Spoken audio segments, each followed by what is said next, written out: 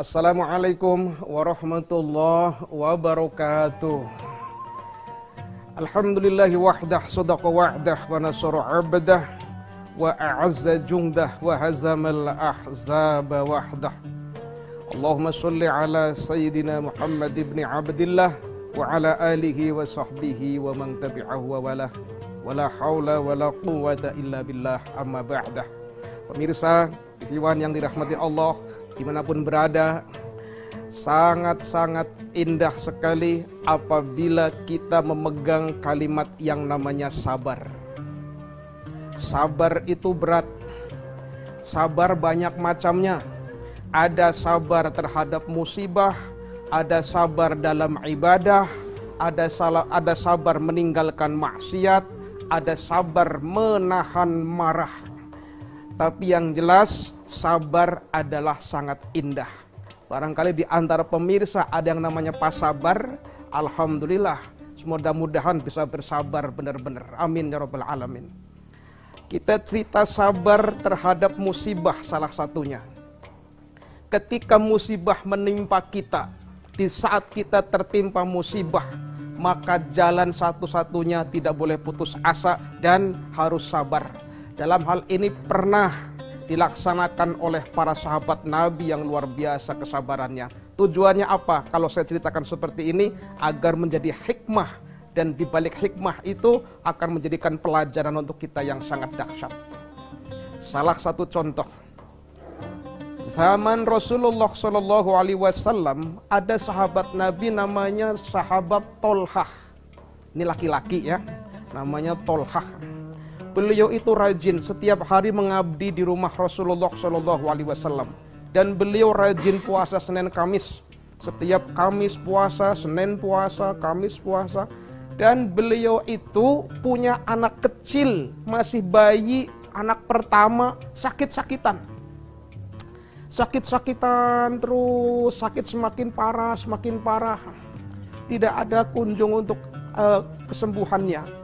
Suatu hari di hari Kamis, dalam sebuah riwayat, pagi-pagi sahabat Tolhah seperti biasanya mendatangi Rasulullah untuk mengabdi di dalam rumah beliau.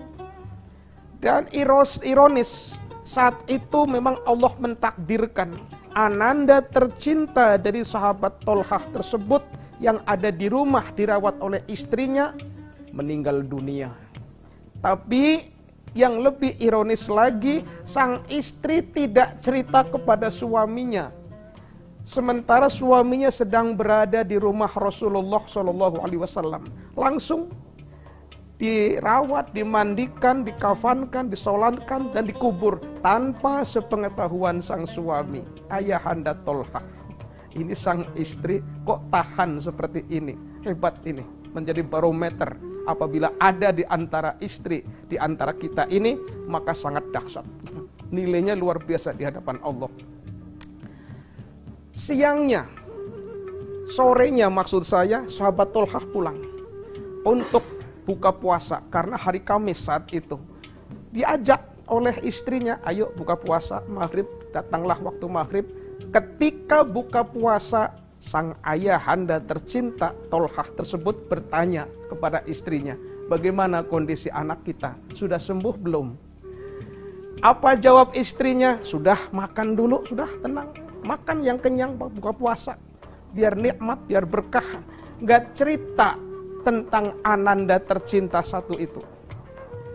Ketika malam harinya, mohon maaf, wajarnya suami istri, nyampurlah dia, malam Jumat kan.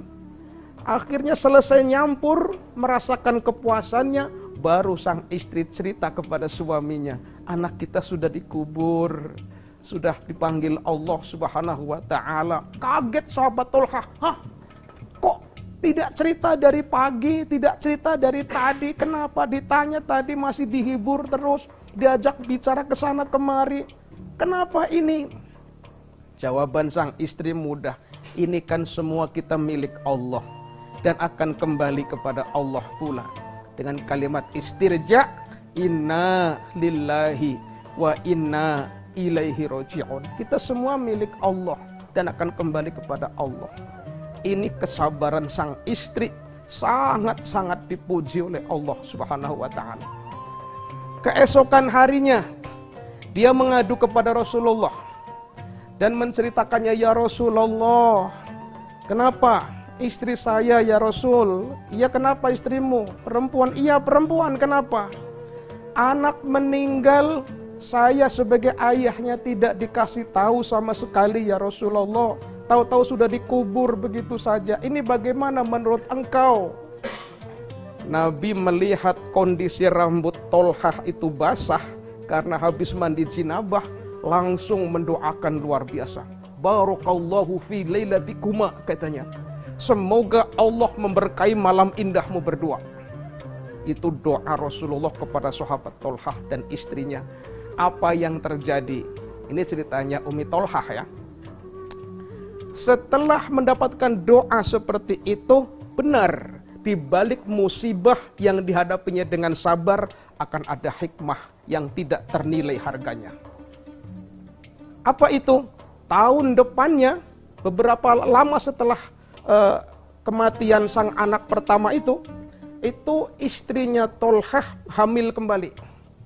Hamil lagi. Sampai terjadi ikut perang Badar dalam satu riwayat. Dalam kondisi hamil tua, dia ikut perang Badar, jatuh, bahkan sempat pendarahan di tengah perjalanan. Tapi tetap semangat. Semangat untuk menghadapi kesabaran ini di hadapan Allah sangat luar biasa istrinya Tolhah.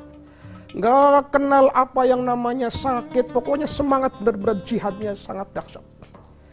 Ringkas cerita, lahirlah anak berikutnya yang laki-laki juga, dibawa oleh sahabat Anas bin Malik untuk dibawakan ke Rasulullah SAW, dan Rasulullah langsung memberi nama kepada anak tersebut Abdullah. Beliau langsung mentahniknya. Mentahnik itu artinya beliau mengunyah kurma, kemudian bekas kunyahannya dioles-oleskan ke langit-langit gigi sang bayi dan memberikan nama Abdullah. Ini ceritanya Umi Tolhah. Ternyata masih belum puas. Tahun depannya lagi lahir anak lagi, laki-laki lagi.